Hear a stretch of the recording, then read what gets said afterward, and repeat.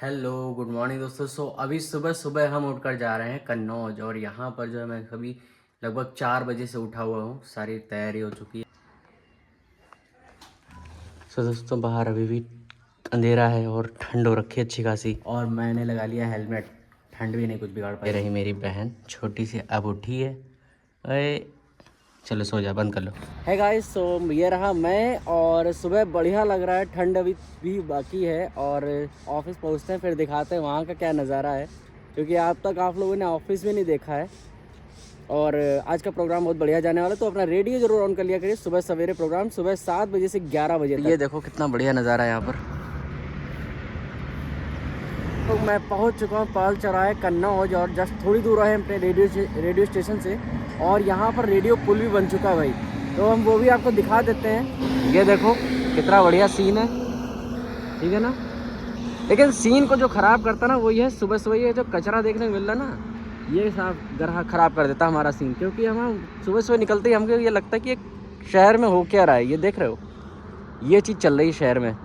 जो हाईवे है ये दिल्ली के लिए जाता है। गाइस, तो मेरे पीछे आप देख पा रहे हो ये रेडियो पुल है, जो कि बन के तैयार हो गया है। बस डेंटिंग पेंटिंग बाकी बहुत बढ़िया चीज़ ये है कि रेडियो स्टेशन के नाम से कन्नौज का पहला रेडियो पुल भी हो जाएगा। इस समय हम आ चुके हैं गंधरापुर गांव में, और यहाँ पर जो आसपास आप देखोगे खेतों में ओस है इस समय, और इतनी ठंड हो रखी है। मैंने अभी एक हाथ में ग्लव्स उतार दिया क्योंकि मुझे व्लॉगिंग करनी है, और व्लॉगिंग करने का शौक है, तो भाई कुछ तो सेक्रीफाइस करना पड़ेगा। तो मॉर्निंग सुबह उठते ही भाग आया यहाँ पर अपने रेडियो स्टेशन। अभी ले चलते हैं आपको वहाँ पर भी। बाकी ये बाहर का नज़ारा देखो, इस समय सुबह का नज़ारा कितना खूबसूरत है। सभी गांव वाले अपने अपने काम में लगे हुए हैं। मेरे गांव में भी लगे हुए थे, बट वहाँ समय नहीं था।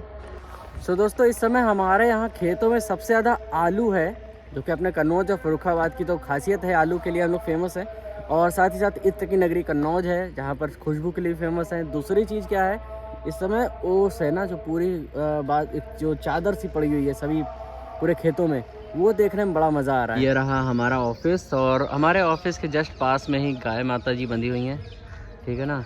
और हमारे जस्ट सामने ये तालाब है, ये आप देख सकते हो, इस गांव का तालाब है बढ़िया सा। लेकिन बस इसके आसपास गंदगी इतनी ज़्यादा ना, इसको देखकर दिमाग ख़राब हो जाएगा आपका। रिसेंटली मैं दिखाऊँ, ये देखो आप लोग। चलते हैं अपने ऑफिस में, टाइम हो चुका है सुबह सवेरे के प्रोग्राम का। मुझ पर आप बने हुए हैं, कन्नौज का पहला और आपका अपना रेडियो स्टेशन। आवाज़ तो आप पहचान ही रहे होंगे, मैं अतिथि आरजे की भूमिका में हूँ। जैसा कि हमें यहाँ पर हमारे आरजे योगी हमें बता रहे हैं कि नहीं सर, आज आप अतिथि की भूमिका में हैं। तो हमने चलो उनके अनुरोध को भी स्वीकार किया है। कार्यक्रम चल रहा है सुबह सवेरे। अभी फ़िलहाल हम अपने स्टूडियो में हैं, और हमारे साथ में हैं, आप जान ही रहे हैं, मनीष जी, जो कि एक डीडी न्यूज़ से हैं, और बहुत ही बढ़िया प्रोग्राम करते हैं। अगर उनका प्रोग्राम आपने नहीं देखा है, एक भारत श्रेष्ठ भारत, वह भी देखिए। क्योंकि यहाँ पर हम बैठे हैं एक जो छोटे से रूम में, बट हमारे जो मनीष जी हैं वो पूरा भारत घूम चुके हैं। पूरा भारत नाप दिया। भारत की मतलब उत्तर से पश्चिम आप देख लीजिए, या फिर उत्तर से पश्चिम या पूरब से पश्चिम। तो एक तरीके से नहीं, उत्तर से दक्षिण या पूरब से पश्चिम, मैं भी थोड़ा कंफ्यूज हो गया हूँ। और इसी के साथ हमारे साथ में देखिए सर मुस्कुरा रहे हैं। नहीं तो तुम भी योगी बहुत प्रतिभा के धनी हो। तुम ब्लॉग बनाते हो, तुम रास्ते में चलते हुए लोगों से बात करते हो, तुम चॉकलेट बाँटते हो, तुम मतलब जो वॉइस ऑफ कन्नौज का एक अभियान चल रहा है सिविक सेंस, उसके कर्णधार तुम हो। तुम भी अच्छा काम करते हो।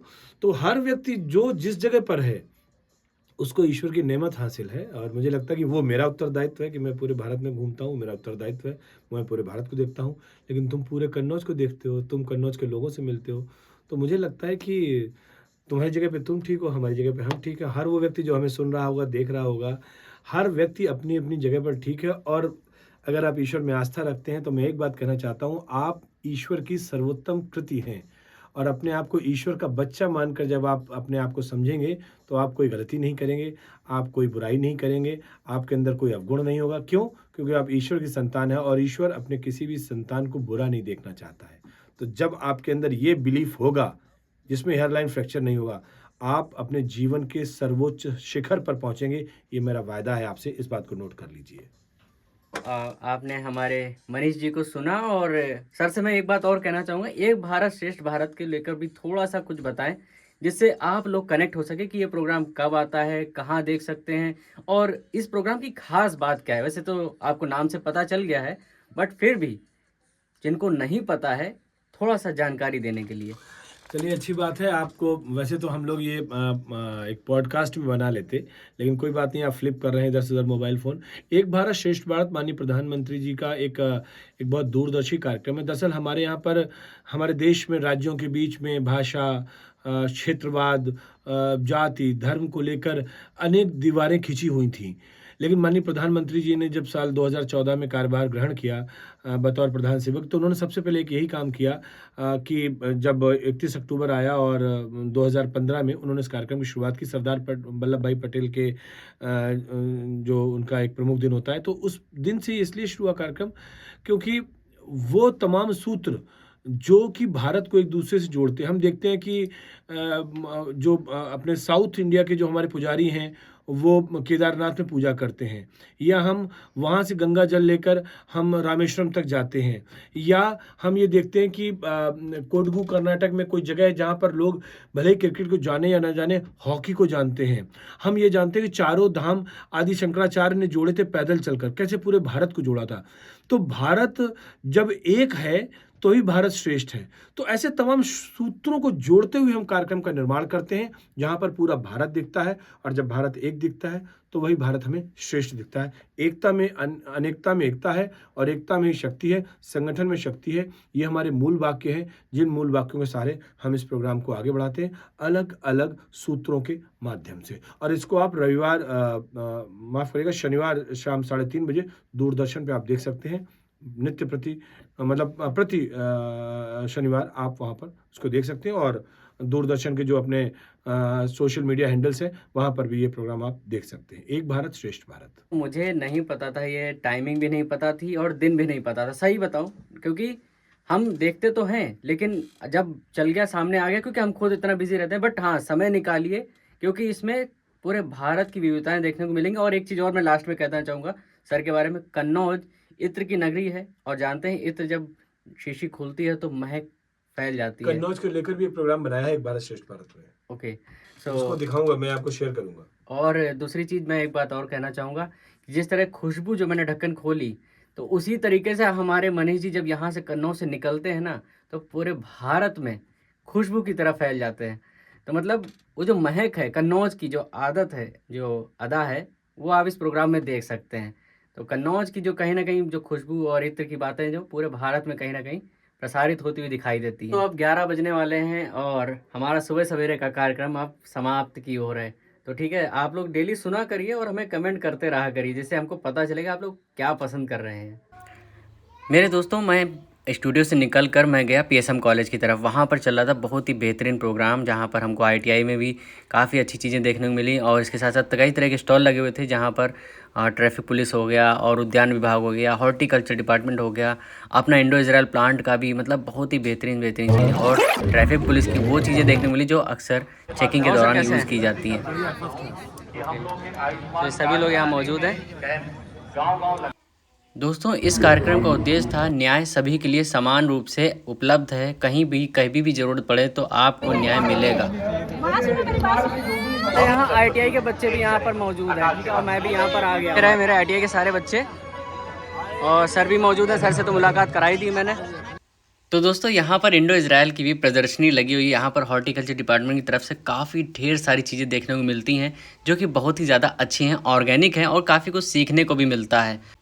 और सबसे बड़ी बात, यहाँ पर हमारे जिलाधिकारी जी भी मौजूद रहे, उन्होंने भी भाषण दिया, और यहाँ पे जो स्टॉल लगे थे उनका विजिट भी किया, और काफ़ी अच्छा माहौल था यहाँ पर। इसके बाद सर चले गए, और जैसे ही क्रॉसिंग पे पहुँचता हूँ मैं देखता हूँ ढेर सारे लोग बिना हेलमेट के यहाँ पर खड़े हैं। जस्ट इस वीडियो को पूरा देखना, ठीक है।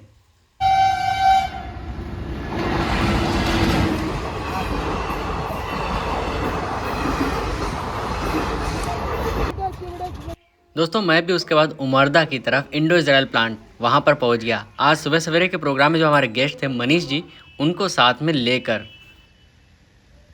सर को भी यहाँ पर ले आए हैं, इंडो इजराइल प्लांट उमरदा। जैसे थ्रिप्स वगैरह जो आता है इसमें, तो उसके लिए किसान को मतलब बताया जाता है कि विशेष देखभाल रखनी पड़ती है, घास पूरा मतलब ना होगे। किसान को आप कुछ ट्रेनिंग देते हो? कुछ हाँ, जो किसान ये पौधा लेके जाएगा, जी जी, उसको आप कुछ ट्रेनिंग दोगे यहाँ पे? मतलब किसानों की ट्रेनिंग होती है यहाँ, किसानों को बताया जाता है सब। अच्छा जी जी। आई एम रियली मतलब परमात्मा ने अभी थोड़ा हम जल्दी में हैं, मतलब बहुत विजिट नहीं कर पाएंगे, लेकिन अगली बार जब आएंगे ना तो तसल्ली से बैठ के एक एक चीज़ को समझेंगे, एक एक चीज़ को जानेंगे। तो किन किन चीज़ों के हैं यहाँ पर हमारे पास बीज? इस समय करेला, तरबूज, खरबूजा, अच्छा, और ये मिर्च के हैं तैयार हो रहे हैं। टमाटर भी है। टमाटर भी तैयार हो रहा है। टमाटर ये देसी है कि हाइब्रिड है? हाइब्रिड में। हाइब्रिड में है। ये है कि हम यहाँ पर इसलिए देखने के लिए आए हैं कि दरअसल जो कन्नौज में हमारे जो बहुत अच्छे अच्छे संस्थान काम कर रहे हैं, उन संस्थानों की अपनी दिक्कत क्या है, परेशानियाँ क्या हैं, और कम्युनिटी रेडियो सेंटर समाज और सरकार के बीच में सेतु का काम कर रहा है, संस्थान और सरकार के बीच में सेतु का काम कर रहा है। और इसीलिए हम यहाँ पर देखने आए हैं कि यहाँ पर इतना अच्छा centre of excellence for vegetable जो है उमरदा में है, उनको दिक्कतें क्या हैं, और जब दिक्कतें हम अपने जनप्रतिनिधियों तक पहुँचाएंगे, उनसे कहेंगे साहब इनको फ़ंड चाहिए या इनको ये शिकायत है या परेशानी है, तो शायद तभी हमारा आना यहाँ सफल होगा। तो इसीलिए हम यहाँ पर आए हैं कि हम इन चीज़ों को देखें और अपने जनप्रतिनिधियों तक बात पहुँचाएं। और मुझे लगता है कि यही हमारा उद्देश्य भी है, यही हमारा काम भी है। कन्नौज में जो कुछ भी है वो बहुत अच्छा हो। तो चलते हैं, बढ़ते हैं आगे। ओहो, ये तो बहुत अच्छा, ओहो, अच्छा ये पॉली क्लिनिक है, ये आपका हाइब्रिड है, मतलब टमाटर है ना, ठीक है ना। तो 1 रुपये पर पौधा ये चार्ज करते हैं, और अगर बीज नहीं देता किसान तो ये 2 रुपये चार्ज करते हैं। इनकी खासियत ये है कि ये लोग 100% जो है वो बीज जो है इनका बहुत बढ़िया होता है, ठीक है ना। तो पहले तो हम आपको ये दिखाते हैं, ये टमाटर यहाँ लगे हुए हैं। एक बार में एक पेड़ से 15 से 20 किलो टमाटर ये लोग निकालते हैं। अच्छा, एक बार में। अरे वाह। और ये जो आप पूरा देख रहे हो ना, अरे देख रहे हैं, हमने सब समझ लिया, हम कोई थोड़े। हाँ वो तो हम समझ रहे पापा, ये इन्होंने टमाटर के पेड़ कितने बड़े बड़े लंबे लंबे, इसीलिए ये देखो टमाटर की अब समस्या ये है कि ऐसे टमाटर करने के लिए इसी तरीके की व्यवस्था करनी पड़ेगी। व्यवस्था सरकार दे रही ना, नहीं दे रही है, हमें पता सरकार है। पैसा दे रही, 60% सब्सिडी दे रही, 40% लोन ले लो, 100% का काम खत्म हो गया। 60% सब्सिडी और 40% लोन, जमीन हो आपके अपने पास में और 2 बंदे लग के काम करे, काम हो जाएगा। ये है खीरा भाई, हमने कहा ये तो जैसे नहीं बच्चों की तरह, वहाँ देखो उसमें बोए गए हैं, जरा जरा सी निकली इतनी। हम कहते हैं सच में इतना तो भैया शायद लोग छोड़ छाड़ के भाग जाएं। इतनी मेहनत कैसी कहाँ तक हम लोग जरा सा घरों में लगाते हैं तो वो जो है उसमें बड़ी दिक्कत आती है, और आप लोग इतना सब करते, हमें बहुत अच्छा लगा आप लोगों को देख के। इस बात की खुशी हुई कि आप इतना काम करते हो, कैसे करते। तरोई अगर लौकी बेचेंगे तो तरोई अगर शुरुआत में बेचेंगे तो 80 रुपए किलो तक बेचेंगे। महंगी जाएगी और उनको जल्दी मिल गई, लोग कहते हैं तरस रहे हो। इसके अलावा और क्या क्या चीज़ है हमारे पास यहाँ पे? ये तो पौधे जैसे लगाने के हो गया, ट्रेनिंग पर्पज रहता है। अच्छा ट्रेनिंग, तो किसानों का ट्रेनिंग दिलाते हैं आप? ट्रेनिंग होती है अभी। तो लड़के दुबई उबई पढ़ के आए और कर रहे हैं खेती, लेकिन खेती क्या कर रहे हैं, आराम फार्म हाउस बना लिया उन्होंने और बढ़िया फर्स्ट क्लास तरीके से वो कर रहे हैं पौधों का। तो आपको अब बताएं, मम्मी वो सास आपको बताएं वो चलो दे रहे छोटे छोटे से पेड़ है, उनमें अमरूद लग गए। नहीं, वो उनको बहुत शौक है, लेकिन अगली बार हम लोग साथ साथ चलेंगे तो तुम्हें दिल्ली घुमाएंगे, पार्लियामेंट दिखाएंगे, सब कुछ करेंगे, उसके बाद हम लोग साथ में लौट के आएंगे। इनका विजिट रहेगा, इनका टूर रहेगा हमारे साथ, है ना। तो आम के आम गुठलियों का दाम हो जाएगा। बहुत अच्छा लगा, और हम कितनी तारीफ करें, हम कर नहीं सकते अपने शब्दों द्वारा। बहुत अच्छे तुम भैया, बहुत मेहनत करते हो आप लोग, वास्तव में बैठ जाइए, सराहनीय है आपकी मेहनत। तो सर ने आज अपने मम्मी पापा को भी घुमा दिया। हाँ अच्छा लगा सर? हाँ बहुत बहुत बढ़िया लगा, और माता पिता के साथ घूमने का आनंद कुछ और होता है, इसलिए और अच्छा लगा। और पहली बार सर आप मेरे व्लॉग में भी आ गए इसी बहाने। नहीं, हम दोबारा भी आएंगे, तुम्हें रास्ता दिखा दिया ना, अब हम किसी भी दिन तुम्हें तंग करने आएंगे, पक्का। बिल्कुल किसी दिन तुम्हें फोन करेंगे, भाई साहब हम आ गए आपके घर के आसपास, तो चाय पीने आएंगे अभी। बिल्कुल सर, ठीक है ना। चलो अच्छा है, ओके बाय, बढ़िया लगा यहाँ पर आके। मैंने कहा प्रवीण जी को ये बोलिएगा कि हम दोबारा आएंगे, तसल्ली से बैठेंगे, और हमारे ये जो इतने संस्थान बहुत अच्छे हैं, इनको ज़्यादा से ज़्यादा प्रचारित करो। इनसे क्या फ़ायदा मिल रहा है, घर घर में, किसान के गांव गांव तक में पहुंच जाए ये बात कि कितना अच्छा ये लोग काम कर रहे हैं। और मेरी कोशिश यही रहेगी कि अच्छा से अच्छा हम इनको जो है प्रचार प्रसार इनका कर पाए। जी सर, ठीक है, चलो। आप उधर से बैठो, नहीं बैठ पा रही? आओ। बहुत अच्छा लगा। चलो योगेंद्र जी से मिल भी लिए। मैं भी आपसे मिल लिया। हाँ सच में ठीक है भैया। नमस्ते जी। खुश रहो बेटा, खुश रहो, आनंद करो। हाँ बाय। ओके भैया, बाय बाय। मनीष जी अब यहाँ से जा चुके हैं, और ये जो इंडो इजराइल प्लांट है एक्चुअली मेरे गांव के जस्ट पास में ही पड़ता है। इससे पहले भी मैंने व्लॉग बनाया था यहाँ का, सो आज बहुत लंबे समय बाद मैं भी यहाँ पर आया था उनके साथ में, और काफ़ी अच्छा लगा उनको। और मैं चाहता हूँ ऐसे ही बहुत सारे लोग यहाँ पर, जितने भी बड़े बड़े डेलीगेट्स हैं वो लोग आएंगे तो लोगों की नज़र में आएगा और किसानों को इसका फ़ायदा ज़रूर पहुँचेगा। तो मेरी कोशिश रहती है अच्छी चीज़ों को अच्छे लोगों तक पहुँचाना। जी सर।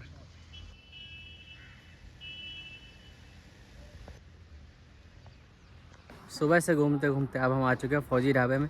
यहाँ पर हमने पकौड़ी खाई है, बहुत अच्छा लगा, और अब जाते हैं घर पे। Okay bye. Bye sir. तो सुबह निकल जाएंगे सर? हाँ, सुबह 4:30 बजे मेरी गाड़ी दिल्ली के लिए रवाना हो जाएगी। तो सर आज आपके साथ बहुत अच्छा दिन बीता हमारा। आज हमने बहुत सारा दिन बिताया, और अब शाम है तो कहते हैं घर जाना है, सोना है, सुबह सुबह निकलना है। जी सर। ठीक है ना? चलिए। ओके, ठीक है, बाय। चलो बाय।